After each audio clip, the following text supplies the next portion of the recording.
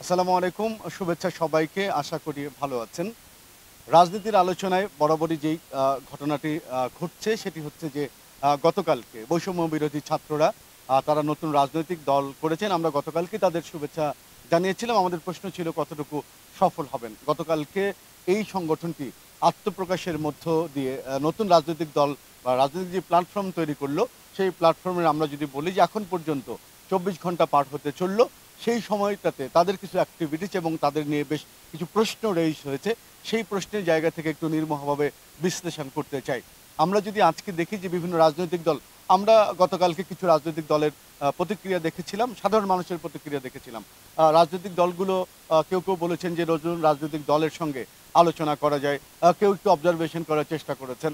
আজকে আমি যদি বলি একদমই কোট আনকোট সেটি বাংলাদেশের অন্যতম বড় রাজনৈতিক দল বিএনপির পক্ষ থেকে রিজভী আহমেদের একটি বক্তব্য আমার নজরে এসেছে।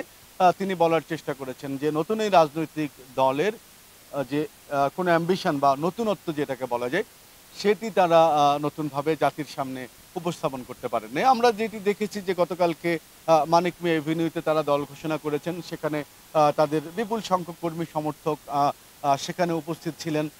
রাজনৈতিক দলের নেতারা সেখানে উপস্থিত ছিলেন।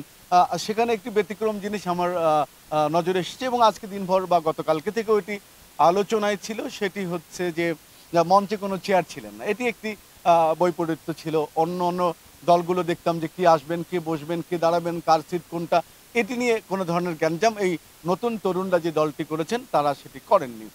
এরপরে আমি যেটি গতকালকে বলেছিলাম যে তাদের এই যে উচ্ছ্বাস, নতুন দল তারা করলেন ৫ই আগস্টের সাকসেস পরবর্তী ধারাবাহিকতায় সেখানে সারা দেশে এর একটি রেশ কিন্তু আমরা দেখতে পাইনি খুব একটা করে। তবে রাজনৈতিক দলগুলো কি আচরণ করছে সেটার দিকে আমার ফোকাস ছিল এবং তার একটি মোদ্দা কথা যে ২৪ ঘন্টা যেহেতু পার হয়ে যাচ্ছে, এই মুহূর্তে সেটি নির্মোহভাবে বলতে চাই যে রাজনৈতিক চমক তারা দিবেন, কতটুকু দিবেন বা দিতে পারবেন সেই প্রজ্ঞার পরিচয়টা তারাই দিবেন।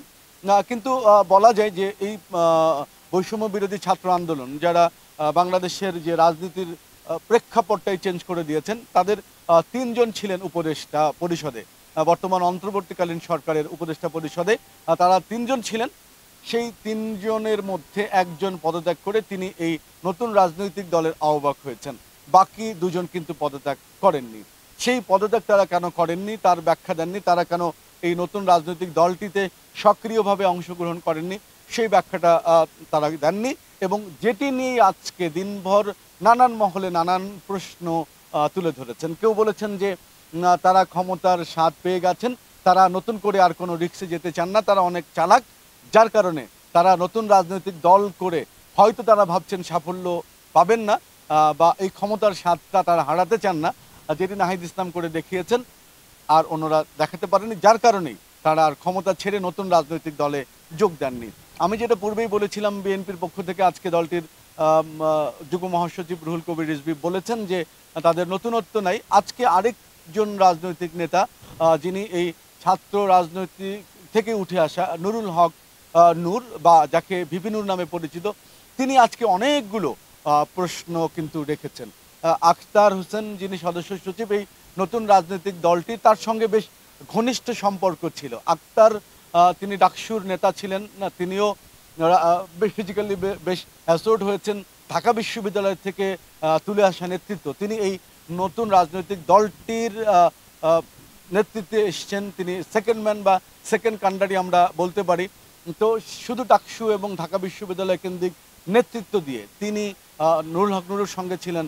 তার নেতৃত্ব জাতি কিভাবে গ্রহণ করবে সেটা হয়তো আরও সময় লাগবে সেটি অবজারভেশন করতে। নাহিদ তিনি উপদেষ্টা পরিষদ থেকে পদত্যাগ করে তিনি এসছেন, এটা সাধুবাদ জানানোর জায়গা রয়েছে। কিন্তু তাদের আমরা জানি যে রাজনীতির আধ্যাত্মিক গুরু অনেকের থাকে। আমরা এদের ব্যাপারে অনেক কথা কিন্তু অনেক সময় শুনতে পাই বা শুনে থাকি। তারা কিভাবে এই যে এক দফায় চলে আসলেন, তারা কখন যে কোটা বিরোধী আন্দোলন শুরু করলেন, এরপরে ধারাবাহিকভাবে তাদের এই যে দফার পরিবর্তনের মধ্য দিয়ে এক দফা, অবশেষে সরকারের পালায়ন, সব মিলিয়ে তাদের যে রাজনৈতিক স্টোরি তার পিছনের অনেক গল্প কিন্তু আমরা শুনেছি বা গণমাধ্যমে সেটি এসছেন। তাদের রাজনৈতিক দর্শন, রাজনৈতিক গুরু, কালকে তারা বলেছেন ভারত পাকিস্তান তারা কিছু হবেন না, তারা বাংলাদেশের মানুষের পক্ষে থাকবেন। এই থটটি রাজনীতির জন্য খুব প্রয়োজন, কারণ বাংলাদেশ ভৌগোলিকভাবে একটি শক্ত অবস্থানে রয়েছে এবং খুব ইম্পর্টেন্ট জায়গা রয়েছে ভৌগোলিকভাবে। সুতরাং বাংলাদেশের উপরে অনেকেরই চোখ রয়েছে, অনেকেই মোড়লগিরি করতে চান। সেই জায়গা থেকে আমার কাছে ভালো লেগেছে যে তারা বাংলাদেশের হয়ে কথা বলছেন এবং বাংলাদেশের পক্ষে তারা থাকবেন সেটি স্পষ্ট করেছেন। কিন্তু রাজনীতির অনেক হিসাব নিকেশ, অনেক মারপ্যাচ, সেই জায়গায় তাদের যে দর্শন সেটি খুব ফিলোসফি আমার কাছে মনে হয়নি তারা তুলে ধরতে পেরেছেন। হয়তো সময় কম পেয়েছেন অথবা তাদের অভিজ্ঞতার জায়গায় এখনও ঘাটতি রয়েছে, সেটি হয়তো তারা পর্যায়ক্রমে পূরণ করবেন। আর রাজনৈতিক দল হিসেবে স্থায়ী হতে হলে তাদের যে কিছু রেগুলেটরির মধ্য দিয়ে যেতে হবে সেটিও তারা হয়তো এরই মধ্যে করা শুরু করবেন। সেই জায়গা থেকে নতুন এই ছাত্রদের রাজনৈতিক দল করার অধিকার তাদের আছে সাংবিধানিকভাবে, সেটি তারা করছেন, সেই জায়গায় সাধুবাদ। কিন্তু রাজনৈতিক ময়দানে তারা কতটুকু স্থায়ী হতে পারবেন নিজেদের শক্তিমত্তা দিয়ে, যে তরুণদের হাতে বাংলাদেশ তুলে দেওয়ার যে গল্প তারা রচনা করার চেষ্টা করেছেন, সেটি তারা কতটুকু সফল হবেন সেটি আমরা দেখতে চাই, সেটি দেখার অপেক্ষায়। হয়তো পারবেন, অথবা ব্যর্থ হবেন, কিন্তু কিছু একটা তো হলো। ধন্যবাদ সবাইকে।